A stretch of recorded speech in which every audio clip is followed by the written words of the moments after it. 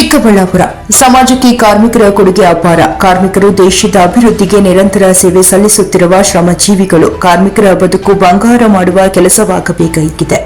ನಾವು ಯಾವಾಗಲೂ ಕಾರ್ಮಿಕರ ಶ್ರೇಯಸ್ಸನ್ನು ಬಯಸುತ್ತೇವೆ ಎಂದು ಎಪಿಎಂಸಿ ಮಾರುಕಟ್ಟೆ ವರ್ತಕ ಎಸ್ವಿಟಿ ಸುರೇಶ್ ಹೇಳಿದರು. ನಗರದ ಎಪಿಎಂಸಿ ಮಾರುಕಟ್ಟೆಯಲ್ಲಿ ಎಪಿಎಂಸಿ ಹಮಾಲಿ ಕಾರ್ಮಿಕ ಸಂಘದಿಂದ ನಡೆದ ಕಾರ್ಮಿಕ ದಿನಾಚರಣೆಯಲ್ಲಿ ಮಾತನಾಡಿ, ಮಾರುಕಟ್ಟೆಯಲ್ಲಿ ಸುಮಾರು 60ರಿಂದ 70 ಜನ ಕೆಲಸ ಮಾಡುತ್ತಿದ್ದಾರೆ. ಅವರೆಲ್ಲರೂ ವಸತಿ ರಹಿತರಾಗಿದ್ದಾರೆ.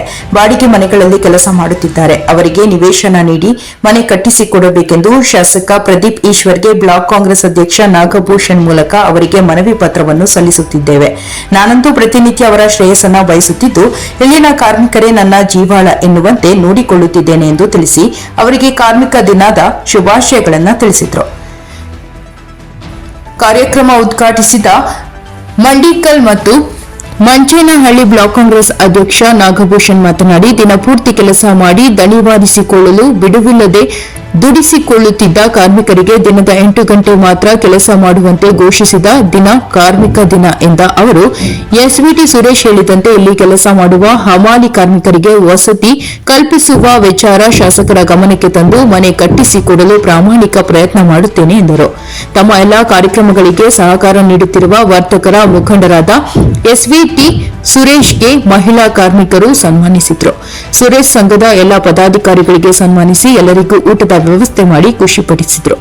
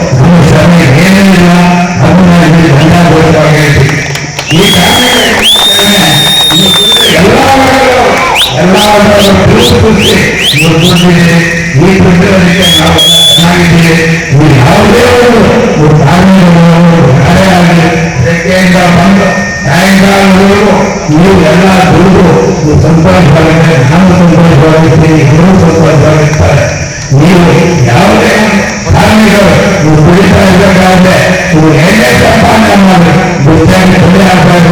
ಯಾಕೆ ಅಂತಂದ್ರೆ ದುಡ್ಡಾಗಿ ತೊಂದರೆ ಆದರೆ ಆರೋಗ್ಯ ಕೆಟ್ಟೈತೆ, ನಿಮಗೆ ಯಾರು ಆಗಲ್ಲ. ನೀವು ಯಾಕೆ ನೀವು ಚೆನ್ನಾಗಿದ್ರೆ ನೀವು ದುಡ್ಡಿನ ಯಜಮಾನರು ದುಡ್ಸ್ಕೊಳ್ತಾರೆ, ನಾವು ದುಡ್ಸ್ಕೊಳ್ತೀನಿ, ಅವರು ದುಡ್ಸ್ಕೊಳ್ತಾರೆ. ಅದರಿಂದ ಯಾರು ಏನು ಮಾಡಲ್ಲ. ದುಡಿಮೆಯಲ್ಲಿ ನೀವು ಏನ್ ಸೇವೆ ಮಾಡಿಟ್ಕೊಂತೀರೋ ಅದನ್ನ ನೀವು ಇಟ್ಕೊಂಡ್ರೆ ಮಾತ್ರ ನೀವು ಸಾಧ್ಯ. ಈ ಕಾರ್ಮಿಕ ದಿನಾಚರಣೆಗೆ ಸುಮಾರು 15-20 ದಿನದಿಂದ ಈ ಕಾರ್ಮಿಕರು ಕಾರ್ಮಿಕ ದಿನಾಚರಣೆ ಬಂದು ನಾವು ಒಬ್ಬ ರೀತಿ ಮಾಡಬೇಕು, ನಾವು ಒಬ್ಬ ರೀತಿ ಆಚರಣೆ ಮಾಡಬೇಕು, ಎಲ್ಲ ಒಗ್ಗಟ್ಟಾಗಿ ನಾವು ಕಾರ್ಯನಿರ್ವಹಿಸಬೇಕು ಅಂತ ಹೇಳಿ ಯೋಚನೆ ಬರ್ತಾ ಇದ್ದೀನಿ ಕೃಷ್ಣಪ್ಪ. 1986ರಲ್ಲಿ ಪ್ರಥಮವಾಗಿ ಬೆಳಗ್ಗೆಯಿಂದ ಒಂದು ಸಮಯ ಆಗಿದೆ. ಆ ಟೈಮಲ್ಲಿ 8 ಗಂಟೆಗೆ ಮಾತ್ರ ಕೆಲಸ ಮಾಡ್ತೀವಿ ಅಂತ ಹೇಳ್ತಾ ಹೋರಾಟ ಮಾಡಿ ಅಂದು ಈ ನಿಟ್ಟಿನಲ್ಲಿ ಜಯವನ್ನು ಗಳಿಸಿ ಮೊದಲಿಗೆ ಪ್ರಾರಂಭ ಆಗಿರ್ತಕ್ಕಂಥದ್ದು ಅಮೆರಿಕಾದಲ್ಲಿ. ಅದಾದ 4 ವರ್ಷಗಳ ನಂತರ ನಮ್ಮ ರಾಷ್ಟ್ರದಲ್ಲಿ ಮದ್ರಾಸಿನಲ್ಲಿ ಈ ಒಂದು ಮೇ 1ನೇ ತಾರೀಕು ಈ ದಿನಾಚರಣೆಯ ಅಂದಿನಿಂದ ಇಂದಿನವರೆಗೂ ಪ್ರತಿ ಮೇ 1ನೇ ತಾರೀಕು ಕಾರ್ಮಿಕರ ದಿನಾಚರಣೆಯನ್ನು ಹೊಂದ್ಕೊಂಡು ಬರ್ತಾ ಇದ್ದೀವಿ, ನಾಳೆ ಬರ್ತಾ ಇದ್ದೀವಿ. ಇದು ನಿಮಗೋಸ್ಕರ ಇರ್ತಕ್ಕಂಥ ದಿನ. ವೇದಿಕೆಯಲ್ಲಿ ಆಸನ ಮಾಡಿರ್ತಕ್ಕಂಥ ಸುರೇಶನವರು, ಹಾಗೆ ನಾವು ವೆಂಕಟೇಶನವರು, ಈ ಸಂಘದ ಅಧ್ಯಕ್ಷರಾಗಿರ್ತಕ್ಕಂಥ ಕೃಷ್ಣಪ್ಪನವರು ಹಾಗೂ ಇವತ್ತಿನ ಎಲ್ಲ ಈ ಒಂದು ಮಾರುಕಟ್ಟೆಯ ನಾವು ನಮ್ಮಿಂದ ನೀವಲ್ಲ, ನಿಮ್ಮಿಂದ ನಾವು ಅಂತ ಕಾರ್ಮಿಕರು ತುಂಬಾ ಸಂತೋಷವಾಗಿ ಸಮರ್ಪಣೆಯ ನಾಲ್ಕು ತರಬೇಕು. ನಿಮ್ಮಿಂದ ನಾವು, ನಮ್ಮಿಂದ ನೀವಲ್ಲ.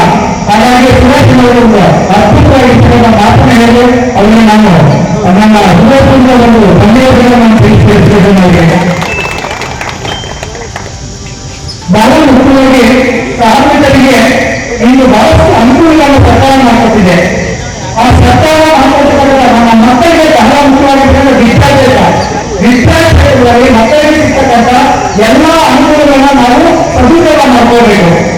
ಇವತ್ತಿನ ಮಕ್ಕಳಿಗೆ ಆಸ್ತಿ ಮಾಡಲಿಕ್ಕೆ ಸಾಧ್ಯವೇ ಇಲ್ಲ. ಬಟ್ ಮಕ್ಕಳನ್ನ ನಾವು ಆಸ್ತಿ ಮಾಡಿದ್ರೆ ಅನ್ನೋ ಒಂದು ಅವಕಾಶ ಇದೆ. ನಮ್ಮ ಮಕ್ಕಳನ್ನ ವಿದ್ಯಾಭ್ಯಾಸ